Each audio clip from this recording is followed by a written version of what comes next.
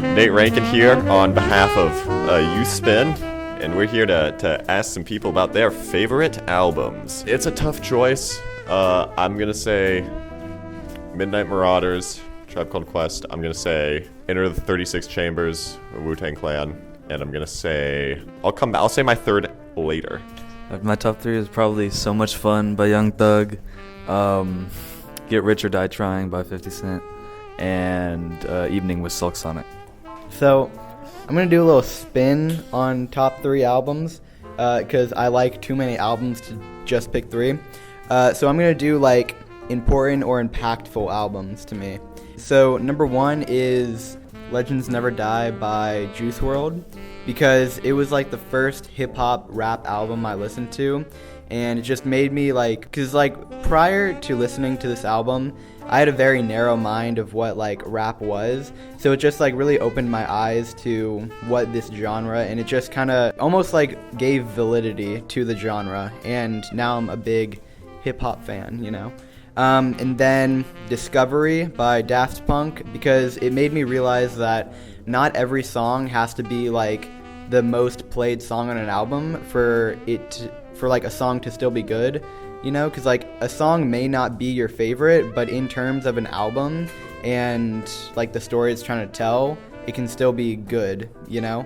And lastly, Lover by Taylor Swift, because it's probably at top three albums for me, and just, it's good overall. I like Tristan's idea of most impactful album. I would say most impactful album for me was One Direction, their last album, Made in the AM, because that's the first one they made without Zayn. And when Zayn left One Direction, I cried forever. So I'd say most impactful album for me, but Taylor Swift 1989 was, like, the first time I, like, cared about music, and I listened to that over and over when I was, like, 9, so those are my favorites.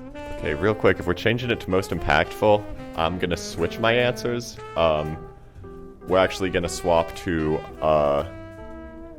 People's Instinctive Travels in the Paths of Rhythm by A Tribe Called Quest, because that was the album that got me into them. I'm going to say RTJ4 by Run the Jewels. It's a great album. And then Muppets Christmas songs featuring John Denver. That was my favorite album as a child. I had it on vinyl, and I would put it on, and I would walk in a circle. I also forgot to mention I like Astroworld.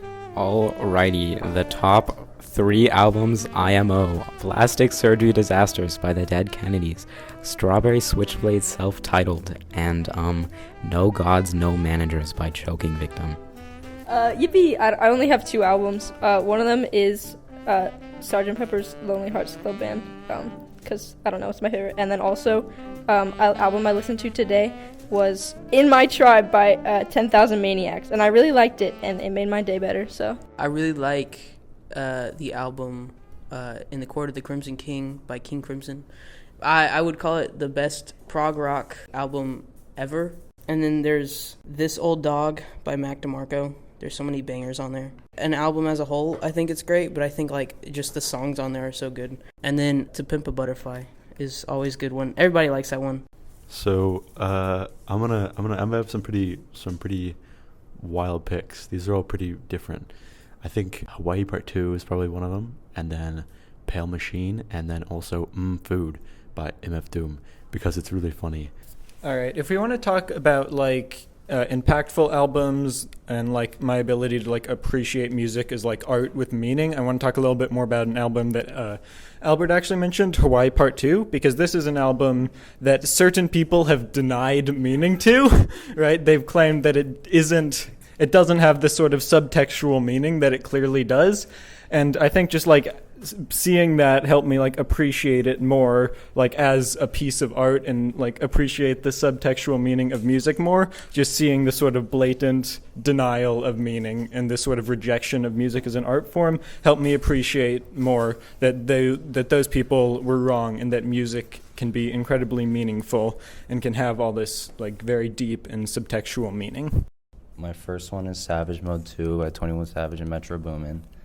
It's the album that, like, really got me into rap and also got me into music production. And then Good Lies by Overmono. It's like a really good electronic album that I listen to like all the time. And then Here Comes the Cowboy by Mac DeMarco, because that was like what got me through the pandemic. I just listened to that every day. And then I'll do an honorable mention, which is Business is Business by Young Thug. But I would like to say Gif and Curse by Gunna. I forgot to mention Monster by Future. I love that album. I also want to do an honorable mention. And album I'm super into recently is Kids by Mac Miller. And it's just like my favorite type of like sampling and mixing, where it's like they take a good sample and it's just really upbeat, and it's not over sampled, and it's not over like rapped over. It's that perfect little in between that's like perfectly happy. I've forgotten the band name, but it's called Philosophy of the World, I think. Yes, the Shags. This man gave his 3 daughters instruments, and they didn't know how to play instruments, and they made an album, and it's like so bad it's good. Kurt Cobain said it was like better than the Beatles or something. Surfer Rosa by the Pixies, and then Don't Forget About Me by Dominic Fike. And that's been You Spin. What's your favorite album or most influential? 3 albums. Youth Booth, Youth Booth, Youth Booth, Youth Booth, Youth Booth, Youth Booth.